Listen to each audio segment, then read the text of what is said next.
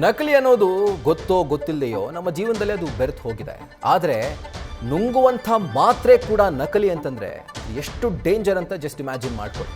ರಾಮನಗರದ ಫಾರ್ಮ್ ಹೌಸ್ನಲ್ಲಿ ನಕಲಿ ಔಷಧಿ ದಂಧೆ ಬಯಲಿಗೆ ಬಂದಂಥ ಪ್ರಕರಣಕ್ಕೆ ಸಂಬಂಧಪಟ್ಟಂತೆ ಈಗ ಪ್ರಭುದೇವ್ ಎನ್ನುವಾತನನ್ನ ಅರೆಸ್ಟ್ ಮಾಡಲಾಗಿದೆ. ಮತ್ತಿಬ್ಬರು ಕೂಡ ಪೊಲೀಸರ ವಶಕ್ಕೆ ಸಿಕ್ಕಿದ್ದಾರೆ. ಪ್ರಶಾಂತ್ ಹಾಗೂ ತೇಜಸ್ಗಾಗಿ ಪೊಲೀಸರು ಹುಡುಕಾಟವನ್ನು ಮುಂದುವರೆಸಿದ್ದಾರೆ. ಈ ಪ್ರಕರಣದ ಕಿಂಗ್ ಪಿನ್ ಪ್ರಶಾಂತ್ ವಿದೇಶದಲ್ಲಿರುವಂತಹ ಮಾಹಿತಿ ಲಭ್ಯವಾಗಿದೆ. ಇನ್ಫ್ಯಾಕ್ಟ್ ಈತನ ಹೆಸರಿಗೆ ಆ ಜಾಗವನ್ನ ಲೀಸ್ಗೆ ಕೊಡಲಾಗಿತ್ತು. ಫಾರ್ಮಸಿಸ್ಟ್ ಆಗಿ ಈತ ಕೆಲಸ ಮಾಡ್ತಿದ್ದ ಮುಂಚೆ. ಈಗ ಈತ ಫಾರ್ಮ್ ಹೌಸ್ನಲ್ಲಿ ಕೆಲಸ ಮಾಡೋಕೆ ಬಿಟ್ಟು ವಿದೇಶದಲ್ಲಿ ಹೋಗಿ ಕೂತ್ಕೊಂಡಿದ್ದಾನೆ. ಇದಕ್ಕೆ ಸಂಬಂಧಪಟ್ಟಂತೆ ಈಗಾಗಲೇ ಇಬ್ಬರನ್ನ ವಶಕ್ಕೆ ಪಡೆದು ವಿಚಾರಣೆಯನ್ನ ನಡೆಸಲಾಗ್ತಾ ಇದೆ. ಹಾಗೆ ಈ ಪ್ರಶಾಂತ್ ಹಾಗೂ ತೇಜಸ್ ಈ ಇಬ್ಬರನ್ನ ಅರೆಸ್ಟ್ ಮಾಡಲಿಕ್ಕೆ ಪೊಲೀಸರು ಬಲೆ ಬೀಸಿದ್ದಾರೆ. ನಕಲಿ ಔಷಧಗಳಿಗೆ ಬಹುರಾಷ್ಟ್ರೀಯ ಕಂಪನಿಗಳ ಲೇಬಲ್ ಅನ್ನು ಅಂಟಿಸಿ ರಾಜಧಾನಿ ಬೆಂಗಳೂರು ಸೇರಿದಂತೆ, ಇನ್ಫ್ಯಾಕ್ಟ್ ಬೆಂಗಳೂರಿನ ಹೃದಯ ಭಾಗ ಚಿಕ್ಕಪೇಟೆ ಸೇರಿದಂತೆ ಎಲ್ಲ ಕಡೆ ಈ ನಕಲಿ ಮಾತ್ರೆಗಳನ್ನು ಔಷಧಿಗಳನ್ನು ಇವರು ಮಾರಾಟ ಮಾಡ್ತಾ ಇದ್ರು. ಸೊ ಈಗ ಈ ಒಂದು ಜಾಲವನ್ನು ಪೊಲೀಸರು ಭೇದಿಸಿದ್ದಾರೆ. ಇದಕ್ಕೆ ಸಂಬಂಧಪಟ್ಟಂತೆ ಇಬ್ಬರನ್ನ ಅರೆಸ್ಟ್ ಮಾಡಿದ್ದಾರೆ. ಈ ಪ್ರಕರಣದ ಕಿಂಗ್ ಪಿನ್ ಪ್ರಶಾಂತ್ಗಾಗಿ ಹಾಗೆ ಈತನ ಜೊತೆ ಕೈ ಜೋಡಿಸಿದಂಥ ಮತ್ತೋರ್ವ ಆರೋಪಿಗಾಗಿ ಪೊಲೀಸರು ಬಲೆ ಬೀಸಿದ್ದಾರೆ.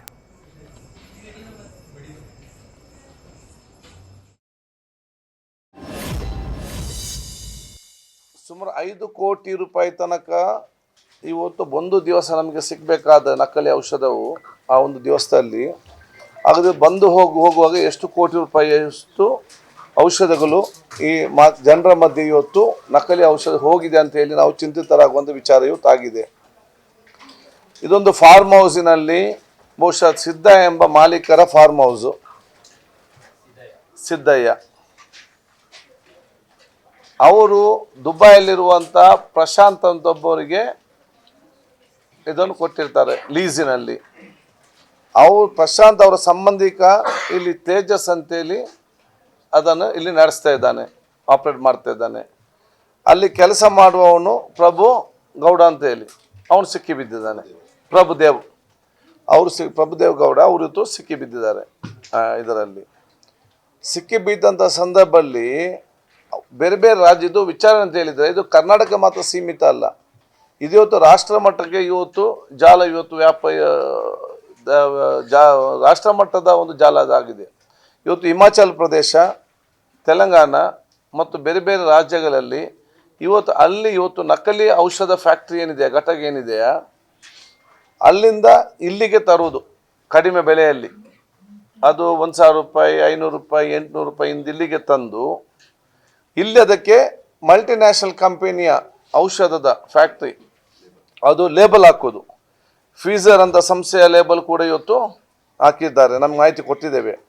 ಇಂಪೋರ್ಟೆಡ್ ಬರೀ ದೇಶದ ಇಂಪೋರ್ಟೆಡ್ ಬ್ರ್ಯಾಂಡ್ನ ಆ ಔಷಧ ಲೇಬಲ್ ಹಾಕಿ ಅದನ್ನು ಇವರು ಮೆಡಿಕಲ್ ಶಾಪಿಗೆ ಮತ್ತು ಆಸ್ಪತ್ರೆಗೆ ಇವತ್ತನ್ನು ವಿತರಿಸಿ ಈ ICU ಅಲ್ಲಿ ಉಪಯೋಗ ಮಾಡುವಂತಹ ಇವತ್ತು ಔಷಧಗಳು ಕೂಡ ಇವತ್ತು ಇಂಜೆಕ್ಷನ್ಸ್ ಕೂಡ ಇವತ್ತು ಮಿಸ್ಲೇಬಲ್ ಕೂಡ ಆಗಿದೆ. ಯಾವ ಕಂಪನಿದು ಆಗಿದೆ ಅಂತೇಳಿ ನಾವು ನಿಮ್ಗೆ ಈಗಾಗಲೇ ಕೊಟ್ಟಿದ್ದೇವೆ. ಇವತ್ತು ಫೋರ್ಜ್ ಲೇಬಲ್ ಉಕ್ಕರೇಟೆ ಹೆಲ್ತ್ ಕೇರ್ ಪ್ರೈವೇಟ್ ಲಿಮಿಟ್ ಅಂತ ಫೋರ್ಜ್ ಮಾಡಿದ್ದಾರೆ. ವೆಲ್ ಕ್ಯೂರ್ ರೆಮಿಡೀಸ್ ಮತ್ತು ಫೀಸರ್ ಲಿಮಿಟೆಡ್ ಬೇರೆ ಬೇರೆ ಇವತ್ತು ಸಂಸ್ಥೆ ಹೆಸರನ್ನು ಹಾಕಿಕೊಂಡು ಇವರು ಕೊಡ್ತಿರೋದು. ಸೊ ಇದನ್ನು ಎಂದೂ ಕೂಡ ಶ್ರಮಿಸುವಂಥ ವಿಚಾರ ಅಲ್ಲ. ಇದರ ಬಗ್ಗೆ ಈಗಾಗಲೇ ನಮ್ಮ ರಾಮನಗರ SP ಅವರು ಆ ತನಿಖೆಯನ್ನು ನಡೆಸ್ತಾ ಇದ್ದಾರೆ. ನಮ್ಮ ಡ್ರಗ್ ಡಿಪಾರ್ಟ್ಮೆಂಟ್ ಮತ್ತು ಪೊಲೀಸ್ ಇಲಾಖೆ ಜಂಟಿಯಾಗಿ ಈ ತನಿಖೆಯನ್ನು ನಡೆಸಿಕೊಂಡು ಇದು ರಾಷ್ಟ್ರ ಮಟ್ಟದಾದ ಕಾರಣ ಈ ಮಾಹಿತಿಯನ್ನು ನಾವು ಇವತ್ತು ಕೇಂದ್ರಕ್ಕೆ ಮತ್ತು ಹಿಮಾಚಲ್ಗೆ ಮತ್ತು ತೆಲಂಗಾಣಕ್ಕೆ ಕೂಡ ನಾವು ಇವತ್ತು ಕೊಡಲಿಕ್ಕಿದೆ. ಇದಕ್ಕೆ ಸಂಬಂಧಪಟ್ಟಂತೆ ಹೆಚ್ಚಿನ ಡೀಟೇಲ್ಸ್ ಅನ್ನು ನೀಡ್ತಾ ಹೋಗ್ತಾರೆ ನಮ್ಮ ರಾಮನಗರದ ಪ್ರತಿನಿಧಿ ಮೋಹನ್. ಈಗ ತಿನ್ನೋ ಆಹಾರ ಕಲಬೆರಕೆ, ಅದರಿಂದ ಏನೋ ಒಂದು ಸಮಸ್ಯೆ ಉಂಟಾದರೆ ಅಟ್ಲೀಸ್ಟ್ ಮಾತ್ರೆ ನುಂಗಿ ಸರಿಪಡಿಸ್ಕೊಳ್ಳೋಣ ಅಂತಂದರೆ ಮಾತ್ರೆ ಕೂಡ ನಕಲಿ ಅಲ್ಲ. ಈಗ ಯಾವ ರೀತಿಯಾದಂಥ ನಂಬಿಕೆ ಇಟ್ಟು ಜನ ಖರೀದಿ ಮಾಡಬೇಕು ಅಂತ ಇಂಥ ದಂಧೆಕೋರರು ಮಾರ್ಕೆಟ್ನಲ್ಲಿ ಇದ್ದಂಥ ಸಂದರ್ಭದಲ್ಲಿ ಖಂಡಿತ ರಾಹುಲ್, ಏನು ಈಗ ಸಿಕ್ಕಿರ್ತಕ್ಕಂಥ ನಕಲಿ ಔಷಧಿ ಏನಿದೆ, ಈ ಒಂದು ಜಾಲವನ್ನ ನೋಡ್ತಾ ಇದ್ರೆ ಯಾರು ಕೂಡ ಔಷಧಿಯನ್ನ ಖರೀದಿ ಮಾಡ್ಲಿಕ್ಕೂ ಕೂಡ ಹಿಂದೆ ಮುಂದೆ ನೋಡುವಂತ ಕೆಲಸ ಆಗ್ತಾ ಇರ್ತಕ್ಕಂಥದ್ದು. ಯಾಕೆಂತಂದ್ರೆ ಈ ಜೀವವನ್ನ ಉಳಿಸ್ಕೊಳ್ಲಿಕ್ಕೆ ಆಸ್ಪತ್ರೆಗೆ ಹೋಗ್ತಾರೆ, ಆಸ್ಪತ್ರೆಗೆ ಹೋದಂತ ಸಂದರ್ಭದಲ್ಲಿ ಔಷಧಿಗಳನ್ನ ಪ್ರೊವೈಡ್ ಮಾಡ್ತಾರೆ. ಅಂದ್ರೆ ತಗೊಳ್ಳುವಂತದ್ದಾಗಿರ್ಬೋದು, ವೈದ್ಯರು ಏನು ರಿಕ್ರೂಟ್ಮೆಂಟ್ ಮಾಡಿ ಅದನ್ನ ಕೊಡುವಂತದ್ದಾಗಿರ್ಬೋದು, ಏನೋ ಒಂದು ಆಗುತ್ತೆ. ಈ ಒಂದು ಸಂದರ್ಭದಲ್ಲಿ ನಕಲಿ ಔಷಧಿಗಳೇ ಈ ತರ ಒಂದು ಜಾಲವನ್ನ ಸೃಷ್ಟಿ ಮಾಡಿ ಜನರ ಆರೋಗ್ಯದ ಜೊತೆ ಚೆಲ್ಲಾಟ ಆಗ್ತಿರ್ತಕ್ಕಂಥದ್ದು ಎಷ್ಟು ಸರಿ ಅನ್ನೋದು ಕೂಡ ಇಲ್ಲಿ ಪ್ರಶ್ನೆ ಮೂಡಿರ್ತಕ್ಕಂಥದ್ದು.